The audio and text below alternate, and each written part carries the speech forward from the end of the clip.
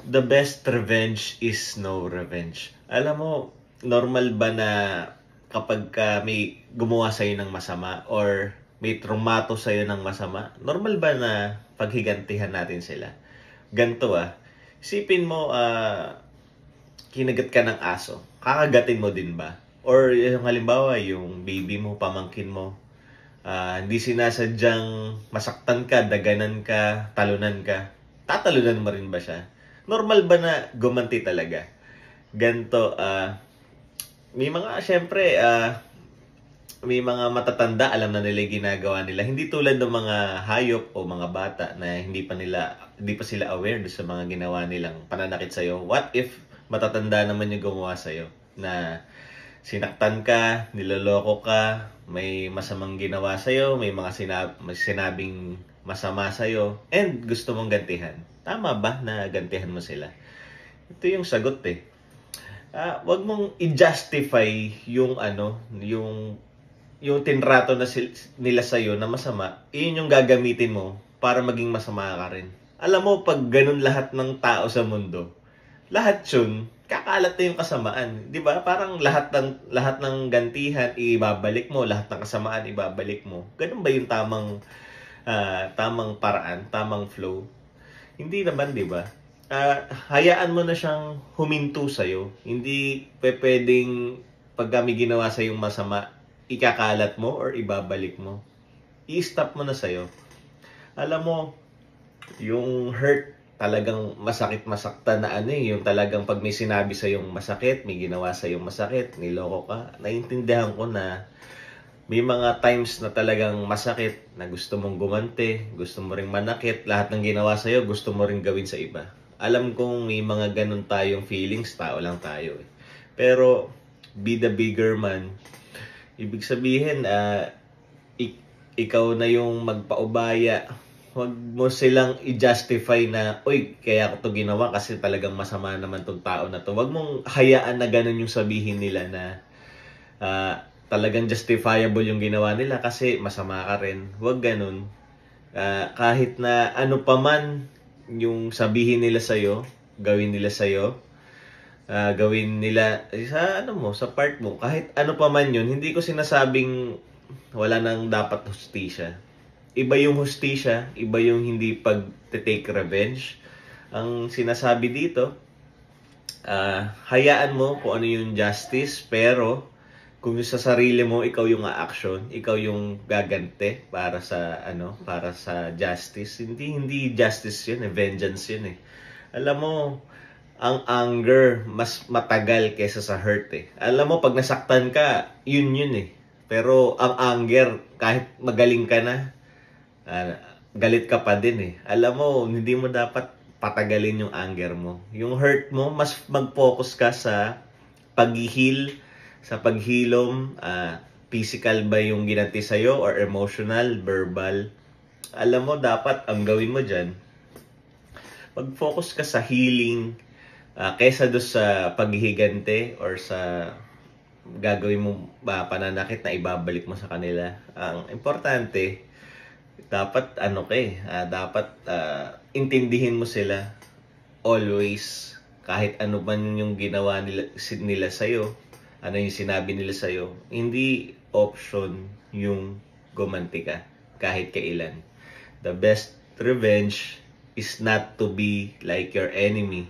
The best revenge is no revenge. Wag mo nang ikalat yung napakaraming kasamaan sa mundo. Lahat ng ginagawa sa yung masama, wag mo nang i-reflect sa ibang tao. And lagi naman, syempre, pag nagdadasal tayo, di ba? Patawarin mo yung lagi tayong humihingi ng kapatawaran sa kasalanan natin. And alam mo yun, dahil alam mo na pati yung ibang tao gumagawa rin ng masama sa iyo, lagi mo rin hindi nang sinasabi sa Our Father, di ba? Humihingi tayo ng kapatawaran sa mga nagawa nating kasalanan, humihingi tayo ng mga kapatawaran do sa mga nagagawa ng ibang tao natin sa ibang tao, and ganun din naggumagawa din sila ng masama, and yun din ang pinagpe-pray mo, di ba? Na magkapatawaran, yun lang ang pinaka point is kung nandun na nga sa prayer, but ikaw pa na tao lang. Diyos nga nagpatawad, di ba? Tao lang, hindi mo mapapatawad. Nandun pa rin dapat yung justice, pero lagi mong isipin every Sunday sa mga Katoliko. Di ba? Laging part doon yung peace be with you. Kahit wala dun yung tao na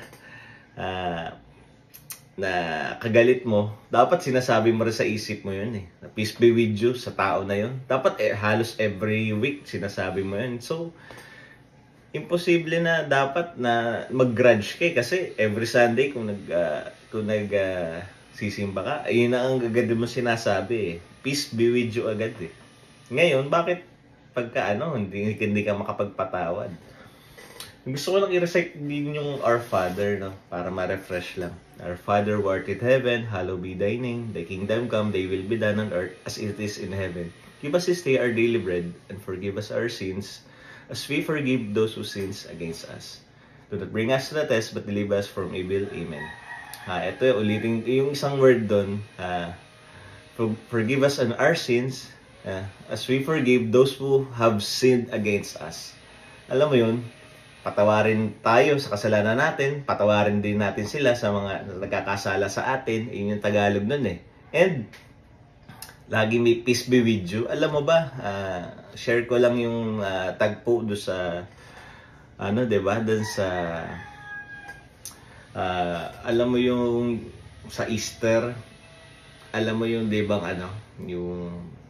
yung tinuro ni si Peter, parang tinanggi niya yung si Jesus. Pero alam mo yun na pinatawad agad ni Jesus yun, na humihingi pa lang ng tawad.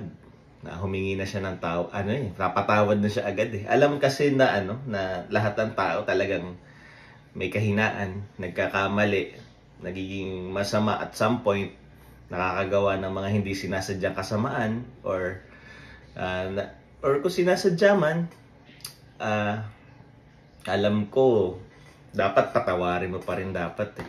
Ano man yun, gano'n makabigat yun, kahit anong klaseng kasalanan yun, verbal, physical, lahat yan. Hindi ko sinasabing walang justice, pero patawarin mo sila and let the justice roll.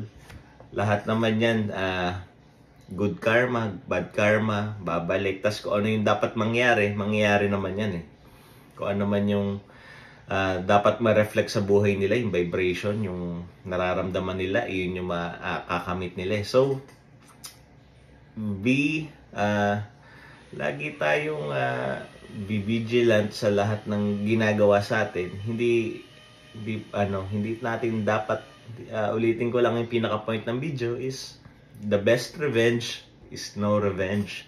The best revenge is not to be like your enemy. The best revenge is not acting on impulse, not on anger.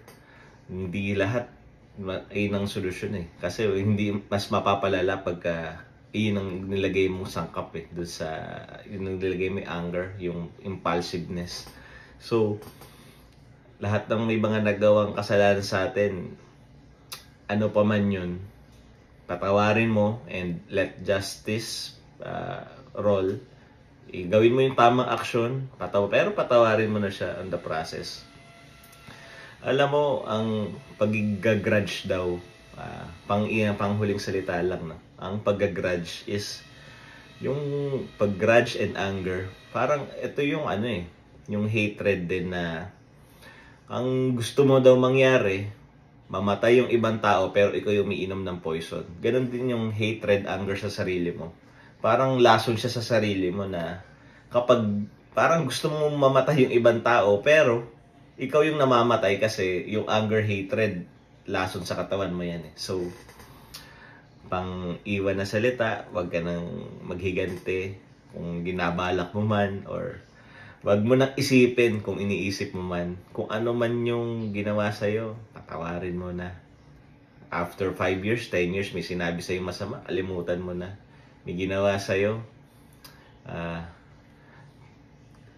not kalimutan, pero patawarin mo na. And yung kalimutan, ando naman yun, wag mo na lang alalahanin ng masyado, no? Yun lang. Maraming salamat sa pakikinig and thank you.